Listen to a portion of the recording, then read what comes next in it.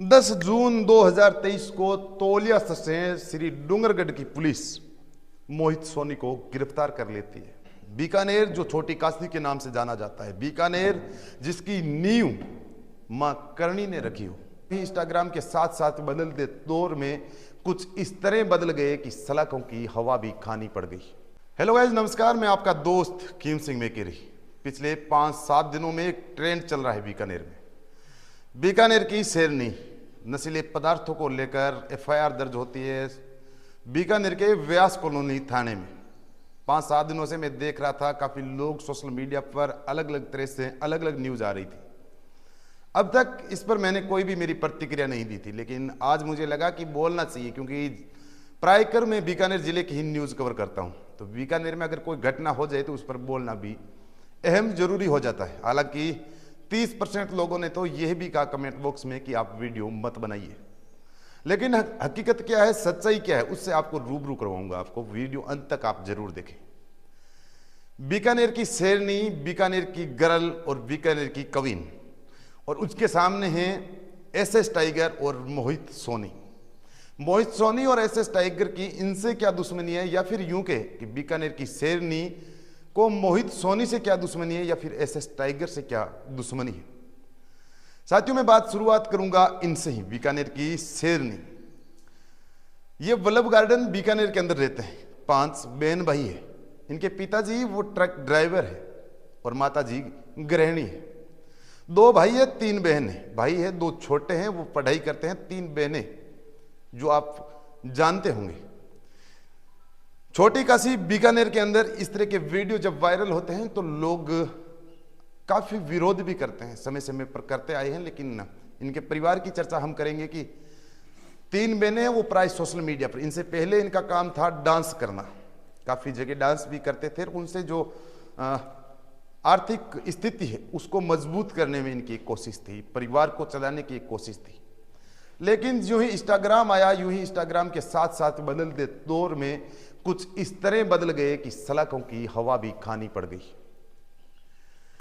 बीकानेर की शेरनी का रियल नाम है जो है सोनू, और बीकानेर की गर्ल जिनका नाम है मोनिका, और तीसरी एक बच्ची और है, वो नाबालिग है, इनकी बहन है। उनकी भी इंस्टाग्राम पर आईडी है, वो भी वीडियो बनाती है।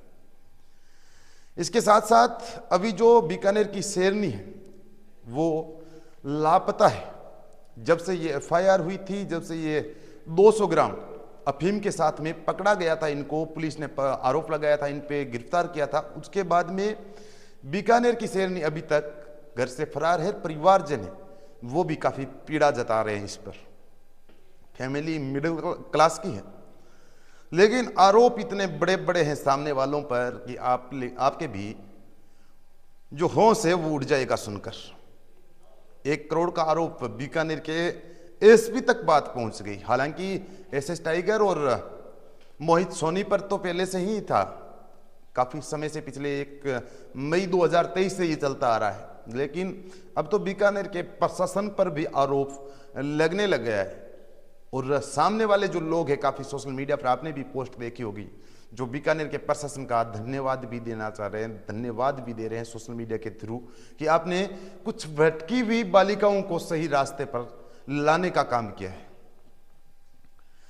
अभी तक इसकी कुछ जांच तो हुई नहीं है, लेकिन घटना क्या है और मोहित सोनी से इनकी दुश्मनी क्या है, उसके बारे में आपसे मैं बारीकी से चर्चा करूंगा। साथियों, बात शुरू होती है मई 2023 की। मई 2023 के अंदर इनके पास तकरीबन 20-30 हजार के तकरीबन फॉलोअर्स थे, और उस समय बुरके के अंदर लगभग कोर्ट गेट के आसपास का एक वीडियो आता है, और उस वीडियो का विरोध मोहित सोनी कर देते हैं। क्यों करते हैं? क्योंकि ये बुरके के अंदर थी, राजपुरोहित समाज से व्लॉग करती है, तो उनको ये ठेस पहुंची कि बुरके के अंदर ऐसा वीडियो नहीं आना चाहिए था। इन्होंने उनको समझाने की कोशिश की, उन्होंने एक वीडियो डाला उनका, जो लोग काफी लोगों ने मेंशन किया, और वो स्टोरियां वापस भी इन्होंने लगाई। लेकिन बात यहां तक ही नहीं रुकी, ना ही मोहित सोनी को इतना पता था कि ये वीडियो लगाने से मुझे भी जेल की हवा खानी पड़ जाएगी। अब मोहित सोनी का आरोप इन पे ये भी है कि इन्होंने बीकानेर को बदनाम कर दिया। बीकानेर जो छोटी काशी के नाम से जाना जाता है, बीकानेर जिसकी नींव मां करणी ने रखी हो, उस बीकानेर को इस तरह से गली सड़कों पर, मैं यूं कहूं कि छोटे कपड़ों में या फिर गलत सलत बोलकर बीकानेर का दुष्प्रचार करना, उनसे उन लोगों को ठेस पहुंची कि हर जितनी भी रील है प्राय कर उनमें बीकानेर का नाम है, और उसकी वजह से उन्होंने इनसे दुश्मनी ले ली, या फिर मैं यूं कहूं कि पंगा ले लिया। अब एफआईआर दर्ज होती है मोहित सोनी पर मई 2023 में। एफआईआर दर्ज होती है तो जून 2023 को इन्होंने व्यास कॉलोनी थाने का घेराव करने की सोची। जो उनके मित्र थे, जो मिलने वाले थे, उन्होंने कि हम थाने का घेराव करेंगे, इनका विरोध करेंगे कि आखिर हमारी गलती क्या है। जब समाज के कुछ लोग या समाज की बहन बेटियां अगर गलत रास्ते पर आ जाए, उनका विरोध नहीं करे तो उसको बढ़ावा ही मिलेगा। नशे के लोग हैं, नशा प्रवृत्ति है जो आने वाले युवाओं में या फिर बीकानेर में बढ़ती ही जाएगी। लेकिन लड़की थी, पुलिस प्रशासन को भी साथ देना पड़ता है क्योंकि बेटी है और बहन बेटी सबकी एक समान होती है। 10 जून 2023 को तौलिया से श्री डूंगरगढ़ की पुलिस मोहित सोनी को गिरफ्तार कर लेती है। कुछ घंटों तक डूंगरगढ़ में रखा जाता है, फिर बीकानेर ले आते हैं और जेसी हो जाती है मोहित सोनी को। काफी प्रयासों के बाद में कुछ एविडेंस नहीं मिलने की वजह से 15 जून को जमानत होती है। 5 दिन हवालात में या फिर जेसी जेल में मोहित सोनी को रहना पड़ा। जो उसके बाद में मोहित सोनी की बहन की शादी की वजह से भी उनकी जमानत हो गई। उनसे पहले जब ये पुलिस प्रशासन ने गिरफ्तार नहीं किया था, उसके बीच में बीकानेर की शेरनी और इन लोगों ने बैठकर एक प्रेस कॉन्फ्रेंस की थी, उसमें अपनी पीड़ा बताई और उसके बाद में पुलिस एक्शन मोड में आई और मोहित सोनी को 10 जून को गिरफ्तार कर लिया गया। अब बीकानेर की शेरनी का आरोप है कि मेरे पिताजी को धमकाया जा रहा है, मारा जा रहा है। उनके साथ में श्री डूंगरगढ़ में मारपीट भी हुई। तो उन लोगों का कहना है कि अगर मारपीट हुई तो उस समय एफआईआर क्यों नहीं लगाई गई। अगर सोशल मीडिया पर कुछ वीडियो स्टोरी लगा दी जाए, उसमें एफआईआर तक हो जाती है, लेकिन किसी के साथ में, उसके पिताजी के साथ में अगर मारपीट हो गई थी तो उन्होंने मुकदमा दर्ज क्यों नहीं करवाया। बात चलती रही 15 महीने के बाद में, लगभग 15 महीने के बाद में अब जब बीकानेर की पुलिस नशे प्रवृत्ति को बंद करने के लिए या फिर नशे को रोकने के लिए एक अभियान चला रही है, और उस अभियान के अंदर एक रील अपलोड होती है बीकानेर की शेरनी और तीनों बहनों की। उसके अंदर एक पॉलीथीन से कुछ नशीला पदार्थ या फिर ऐसा कुछ चीज वो खा रही है, साथ में वीडियो भी बना रही है। उस वीडियो पर कार्रवाई होती है, पुलिस व्यास कॉलोनी थाना इनके घर पर पहुंचता है और तकरीबन 200 ग्राम जो अफीम है वो इनके घर पर मिलता है, उसके साथ में एक हथियार भी।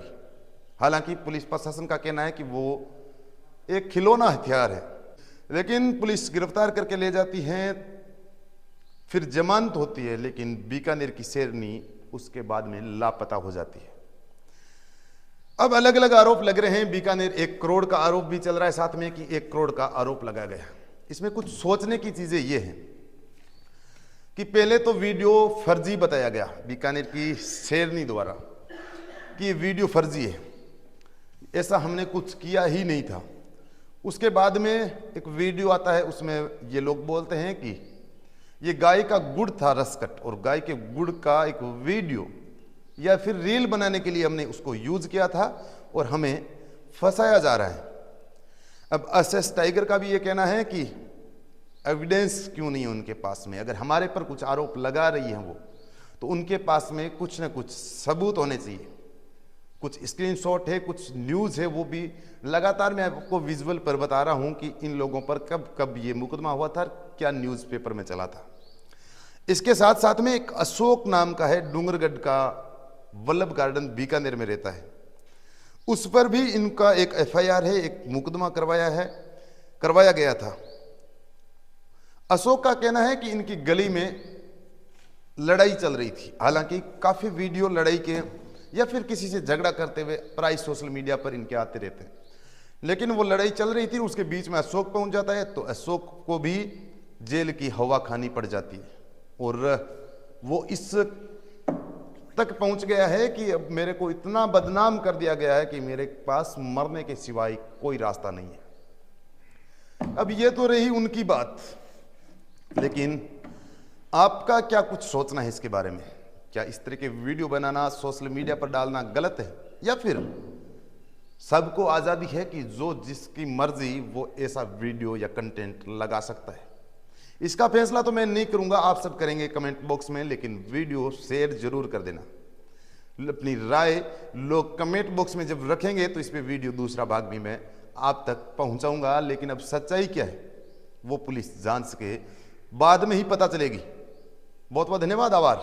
मिलता हूं अगले वीडियो में आपके साथ।